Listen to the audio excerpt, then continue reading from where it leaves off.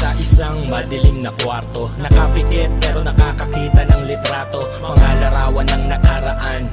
Tulad ng isang anino na palagi kang sinusundan, ganun pa man sarili ko'y nakakapanibago. Nangyari lang naman ito nung wala na tayo, at buti na lang ay merong pampulang kabayo at sigarilyo na kasing taba ng tabako. Noon ang tabako kaso biglang pumayat, hindi sa walang makain, inisip ko lang lahat. Inisip ko paulit-ulit, bakit ka naging masungit? Bakit kailangan gumawa ng dahilan upang magalit? Para may mapag-usapan at may mapag-awayan, hihingi pa rin ng sorry kahit di ko kasalanan. Tinatanggap ko yan dahil ako'y nagmamahal. Handa kong ibigay lahat upang tayo ay magtagal.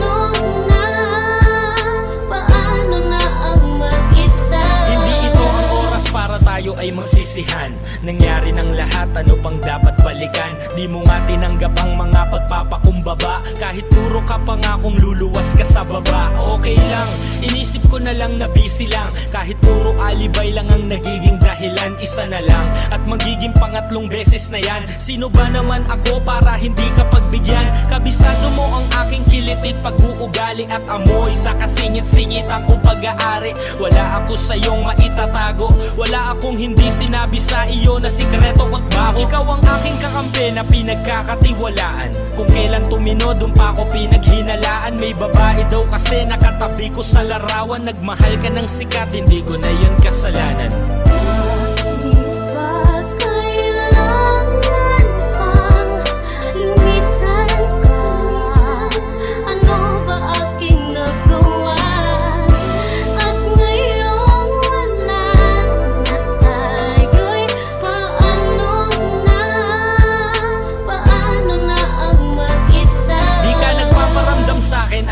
Ano na tayo? Paano pa mabubuo ang plano kung galit pa tayo? Ilang tulog na lang, magtatatlong taon na tayo, tapos sasabihin mo sa akin ngayon wala na tayo. Ang bilis mo magpasya, bakit meron na bang iba? May ibang lalaki na ba sa iyo'y nagpasaya? Mabilis ka magtiwala sa hindi mo kilala, at ilang beses mo na akong pinagmumukhang tanga. Inisip ko kung isip bata o ganyan ka talaga, at ang ating relasyon di mo binigyang halaga. Masaya kang gumigimik na kasama mo sila, habang ako'y naghihintay ng text mo kahit na isa. Ngayon sino ba sa atin ang lubos na nawalan? Nagseryoso na nga, bakit nakuha pang saktan? Parehas ang kinahiligan natin at nagustuhan, at wala kang dahilan upang di maintindihan. Sana naging masaya ka nung panahon na tayo pa, dahil wala kong hinangad kundi ang lumigaya ka. Hanggang dito na lang siguro, at palagi kang mag-ingat. Isipin mo na lang na di nangyari to lahat. Paalam.